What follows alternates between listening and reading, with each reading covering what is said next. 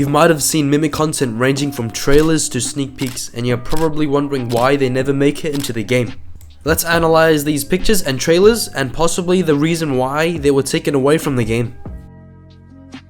Let's begin with the very first picture that was released on the 25th of July last year, showing us a transparent orca whale and a giant blue jellyfish in the background.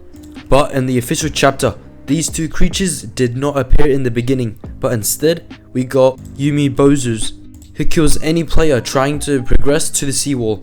Now in the background, you can actually see the beaming lights of where the Yumbuzui's eyes beams were. It was unspecified on why the Yumbuzuis were placed in, but as a guess of why they decided to put this creature in is because a bunch of beaming lights killing the player is pretty lame. In every other chapter, you will only die to a monster, not some bright blue beaming light.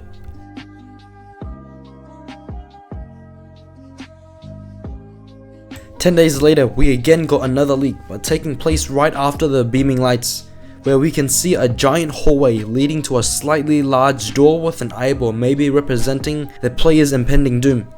But in the official chapter's release, this however was not the case. The chapter was foggy up ahead, shining a blue foggy light, I suppose, and you can see the stairs in the game compared to the sneak peek, which was not there at all. Now, the obvious reason why the developers added fog into the chapter was because it created an uncertain atmosphere and a sense of isolation, I think. Which is also common in other horror games.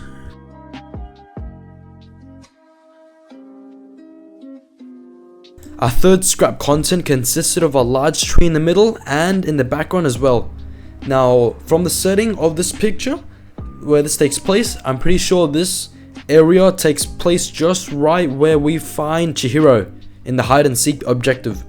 Now, I can't find the exact spot of this in game, but the only assumptions I have for the removal of this particular area was because it was too cramped for both the player and mother.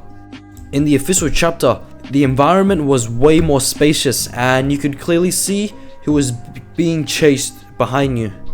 But this picture was released way too early in development, so I'm gonna assume currently right now it's not gonna be for Chihiro's hide and seek objective, but for the very first part where you have to hide from the Umbuzui's light. But who knows?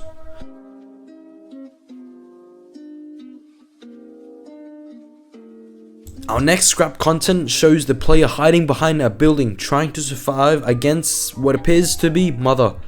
Instead of hiding in a building, we got lockers scattered around the map, and it also has an opening and closing animation, which gave us the obvious answer that the team behind this didn't want us to hide behind buildings, but to let us hide in lockers with a higher quality locker animation, which gives us a more realistic environment to work in and to play as if we were in the player's footsteps.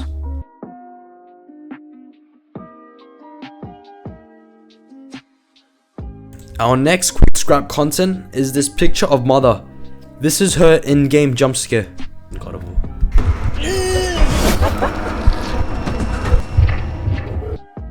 And this is what she looked like in the thumbnail without the glowing eyes. Apart from that, everything is almost the same between her and the actual jump scare. But I guess the reason why she didn't have glowing eyes is to make Mother appear more mysterious, since we're given a new monster we haven't seen in game before.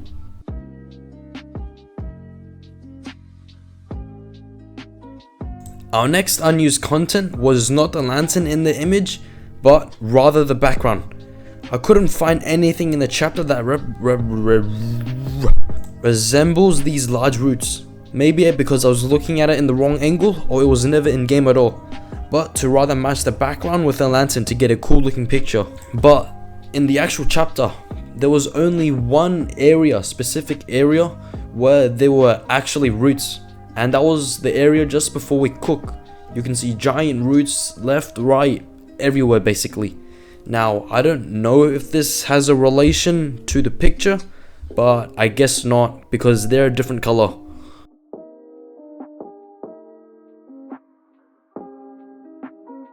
But our next scrap content was this image of a rotting animal with the spawn point being at the window. This was replaced with Jikiniki munching on the dead animal. Now, since this was in early development, I'm going to say that the environment or landscape of the game was made first. Then comes the monster designs itself. So even if it was in the early stages of book 2 chapter 2, a monster would have appeared anyways regardless, or it would not explain the dead animal on the table. But the developers might use it for decoration, I guess, if they wanted to.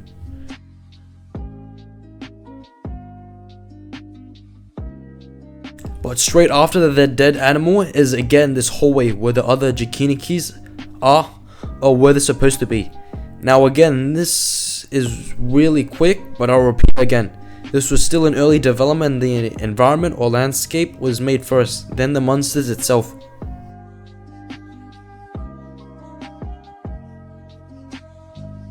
Our next unused content is this 2-second long video which consisted of an animation of a monster in its natural habitat, which I'll play right now.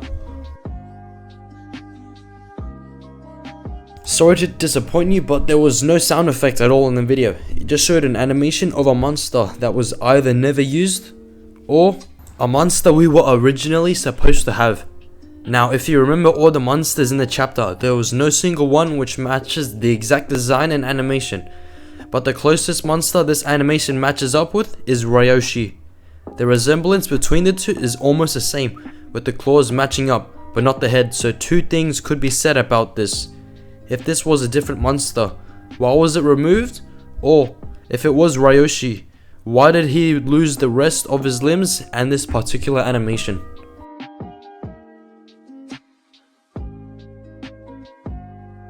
But our next scrap content was a huge change for this chapter, and it possibly would have changed the course of the game, and that is the Jikinokis. In game, they appeared like this, a large dark blue body with yellow rotting teeth, and this is what they were supposed to originally look like.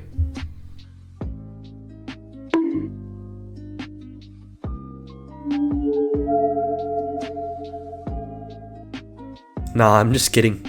Bro, my jokes are a bit too dry though, compared to a desert. See what I did there? Right? Nobody got that. Now the next scrap content was this leak posted on the 26th of February. There wasn't much difference if you compare this image to the chapter itself, but one thing you'll notice is that the handprints on the window are not there in the actual game. Maybe these hands were warning Isamu to not pursue his path of finding the person who was behind Senzai's murdering. But Isamu ignored it, leaving him to get his heart ripped out from his body by none other than the god Enzukai. And that brings us to the end of the video. Thank you for watching it, and make sure you like and subscribe. And if you want to see more videos like this, leave a comment on what video you would like to see next. See ya.